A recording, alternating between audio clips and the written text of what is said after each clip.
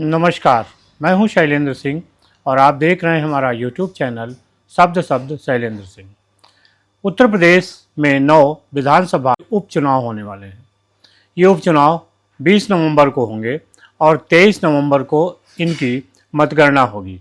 यानी जब महाराष्ट्र और झारखंड विधानसभा के चुनाव परिणाम घोषित होंगे, उसी दिन उत्तर प्रदेश के जो उपचुनाव हैं उनके परिणामों की भी घोषणा होगी। वीडियो में आगे बढ़ने से पहले आपसे एक छोटी सी अपील है कि अगर आपने हमारा चैनल सब्सक्राइब नहीं किया है तो सब्सक्राइब कर लीजिए, वीडियो को अंत तक देखिए और अच्छा लगे तो लाइक, शेयर और कमेंट भी कीजिए। शुक्रिया। उत्तर प्रदेश के जो उपचुनाव हैं उनमें एक घमासान सा मचा है और ऐसा लग रहा है जैसे ये उपचुनाव की जगह विधानसभा के चुनाव हो रहे हों।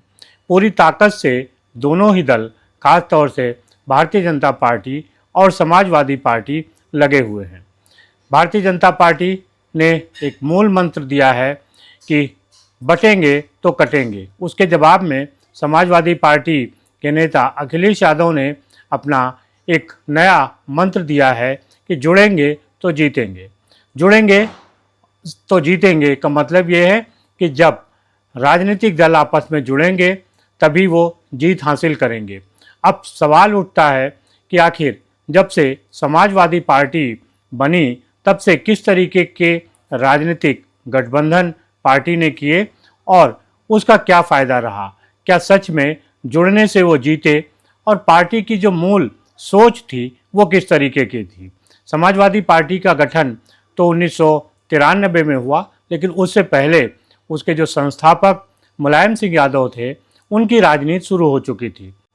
मुलायम सिंह यादव की राजनीति चौधरी चरण सिंह के साथ शुरू हुई, जो लोक दल के संस्थापक थे और लोक दल को उन्होंने बनाया था।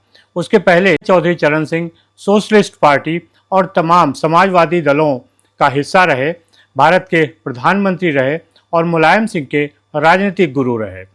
मुलायम सिंह ने चौधरी चरण सिंह की छाया में ही अपना राजनीतिक कैरियर आगे बढ़ाया था और इसी वजह से उन्हें लोक दल का अध्यक्ष भी बना दिया गया था। उत्तर प्रदेश में लोक दल को शुरुआती दौर में संभालने की पूरी जिम्मेदारी मुलायम सिंह यादव की थी, लेकिन जब चौधरी चरण सिंह का अंतिम समय आ रहा था तब उन्होंने अपने बेटे अजीत सिंह को अमेरिका से बुलाया। अजीत सिंह उस समय अमेरिका में इंजीनियरिंग की नौकरी कर रहे थे और उनका राजनीति से कोई लेना देना नहीं था, लेकिन चौधरी चरण सिंह के कुछ अनुयायी, कुछ उनके सहयोगी और जो सलाहकार थे उनका कहना था कि अजीत सिंह को भारत वापस आना चाहिए और यहाँ की राजनीति में उनको अपना दखल देना चाहिए। इसके बाद चौधरी अजीत सिंह भारत आए और उन्होंने अपने पिता की राजनीति को संभालने का प्रयास किया।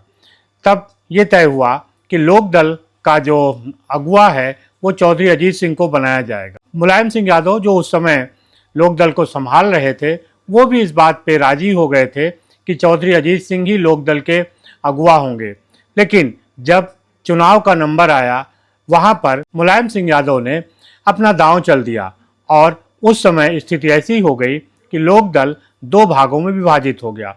लोक दल आ यानी लोक दल अजीत सिंह और लोक दल बा यानी जिसके नेता मुलायम सिंह यादव थे।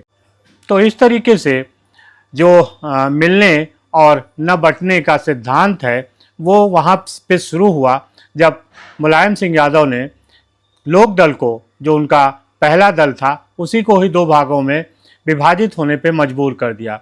उसके बाद फिर समाजवादी पार्टी बनी और समाजवादी पार्टी ने चुनावी गठबंधन किया बहुजन समाज पार्टी के साथ।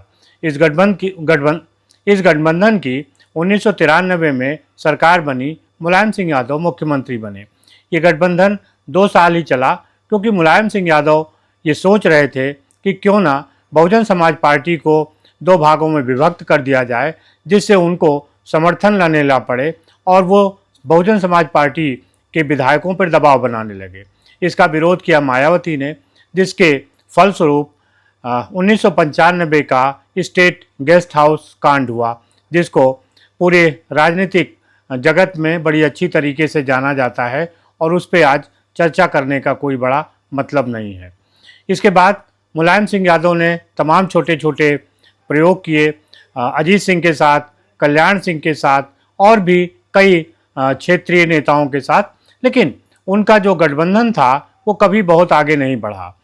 मुलायम सिंह को अगर छोड़ दें और बात करें अखिलेश यादव की, तो उन्होंने किस तरीके से राजनीतिक गठबंधन किए, किस तरीके से नेताओं के साथ अपने संबंध बनाए, कहाँ तक चले और कहाँ तक छूटे, अगर इसको देखें तो 2012 में सबसे पहले समाजवादी पार्टी ने अखिलेश यादव को मुख्यमंत्री बनाया था। मुख्यमंत्री बनने के बाद अखिलेश यादव ने सबसे पहले जो विभाजन किया वो समाजवादी पार्टी में ही किया। उन्होंने जो समाजवादी पार्टी के संस्थापक रहे मुलायम सिंह के छोटे भाई शिवपाल यादव के साथ उनका विवाद हुआ और समाजवादी पार्टी दो भागों में विभक्त हो गई। शिवपाल यादव ने समाजवादी पार्टी छोड़ी, उन्होंने अपना नया दल बनाया।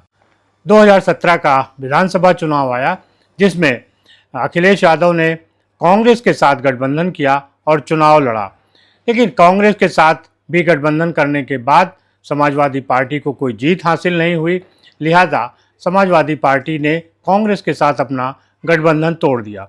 इसके बाद आया 2019 का लोकसभा चुनाव, वहां पर बहुत सारे मतभेदों को भुलाकर बहुजन समाज पार्टी के नेता मायावती और समाजवादी पार्टी के नेता अखिलेश यादव ने आपसी गठबंधन किया। उनको ये लगा कि अगर सपा और बसपा एक साथ मिल जाएगी तो भाजपा को लोकसभा चुनाव में रोका जा सकता है, लेकिन दोनों ही दलों के मिलने के बाद भी सिर्फ उनको 15 सीटें मिल पाईं, लिहाजा ये गठबंधन भी लोकसभा चुनाव के बाद टूट गया। उसके बाद 2022 का विधानसभा चुनाव आया जहां पे अखिलेश यादव ने राष्ट्रीय लोकदल के साथ अपना गठबंधन किया, जयंत चौधरी के साथ उनका ये गठबंधन चला। लेकिन विधानसभा चुनाव के बाद जब अखिलेश यादव उत्तर प्रदेश के मुख्यमंत्री नहीं बन पाए तो उन्होंने इस गठबंधन को भी तोड़ दिया और जयंत चौधरी फिर उसके बाद भारतीय जनता पार्टी में चले गए।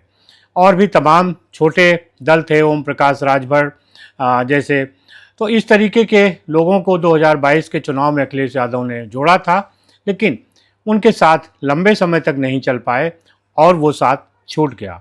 2024 का जो लोकसभा चुनाव आया उसमें एक बार फिर कांग्रेस और समाजवादी पार्टी का गठबंधन हुआ। इस गठबंधन ने जरूर अप्रत्याशित परिणाम हासिल किए और दोनों ही दलों के 43 सांसद जीत गए, जिनमें 37 सांसद समाजवादी पार्टी के और 6 सांसद कांग्रेस के थे। अब ये समझा जा रहा था कि चूंकि कांग्रेस और समाजवादी पार्टी के बीच एक समझौता हो गया है, उनको सफलता मिली है, लिहाजा वो एक साथ चलेंगे। लेकिन धीरे धीरे ये पता चला कि समाजवादी पार्टी कांग्रेस के साथ भी चलने को तैयार नहीं है। जम्मू कश्मीर और हरियाणा के जब विधानसभा चुनाव आए तो कांग्रेस ने समाजवादी पार्टी को कोई खास महत्व तो नहीं दिया, लिहाजा कश्मीर में समाजवादी पार्टी ने अलग चुनाव लड़ा, जबकि कांग्रेस वहां अलग से चुनाव लड़ रही थी। यानी कश्मीर में समाजवादी पार्टी और कांग्रेस का जो गठबंधन था वो टूट गया। तो इस तरीके से कैसे जुड़े और कैसे अलग हुए ये समझा जा सकता है। विधानसभा के चुनाव आए, उत्तर प्रदेश में जब उपचुनाव होने लगे उसमें 9 सीटों पर उपचुनाव हो रहे थे। कांग्रेस का मानना था कि उसे कम से कम 5 सीटें दी जाएं, लेकिन अखिलेश यादव ने 2 सीटें देने के लिए हामी भरी और 2 वो सीटें थी जिनमें कांग्रेस काफ़ी कमज़ोर दिख रही थी। वहाँ पे भी अखिलेश यादव की शर्त थी कि कांग्रेस के प्रत्याशी कांग्रेस के सिंबल पे चुनाव न लड़कर समाजवादी पार्टी के सिंबल पर चुनाव लड़ेंगे। लिहाजा कांग्रेस नेता राहुल गांधी और प्रदेश अध्यक्ष अजय राय ने ये कहा कि कांग्रेस उम्मीदवार उपचुनाव में हिस्सा नहीं लेंगे और न ही किसी और दल के सिंबल पर चुनाव लड़ेंगे। तो जो 9 सीटों पर चुनाव हो रहा था वहाँ समाजवादी पार्टी कांग्रेस को साथ लेकर नहीं चल पाई और वो बात करती है कि जुड़ेंगे तो जीतेंगे। जब आप अपने सहयोगी दलों के साथ इस तरीके की राजनीति कर रहे हैं जहाँ पे अगर समाजवादी पार्टी को लाभ हो रहा है तो वो समझौता हो रहा है, अगर समाजवादी पार्टी को लाभ नहीं हो रहा है तो वो समझौता नहीं हो रहा है, ऐसे में जब जुड़ेंगे तो जीतेंगे की बात अखिलेश यादव कहते हैं तो फिर सवालिया निशान उठते हैं उनकी कथनी और करनी में फ़र्क क्या है। वो बात तो करते हैं जुड़ने और जीतने की, लेकिन जो गठबंधन बन रहे हैं उनके साथ वो गठबंधन धर्म को निभा नहीं पा रहे हैं। लिहाजा 2012 से लेके और 2024 तक जो भी उनके सहयोगी दल रहे हैं उनके साथ लंबे समय तक नहीं चले, चुनाव बाद उनके गठबंधन टूट गए। ऐसे में सवाल उठ रहा है कि क्या अखिलेश यादव जो जुड़ेंगे तो जीतेंगे की बात कर रहे हैं, उसका जनता पे कोई असर पड़ेगा या नहीं। अब ये देखना है कि जो विधानसभा के उपचुनाव उत्तर प्रदेश में 9 सीटों पे हो रहे हैं उसमें भारतीय जनता पार्टी और समाजवादी पार्टी के बीच की सीधी टक्कर में किसे कितना लाभ होता है और किसे कितना नुकसान। समाजवादी पार्टी का जो नारा है जुड़ेंगे तो जीतेंगे, ये कितना कारगर होता है, ज़रूर बताइएगा। शुक्रिया, धन्यवाद।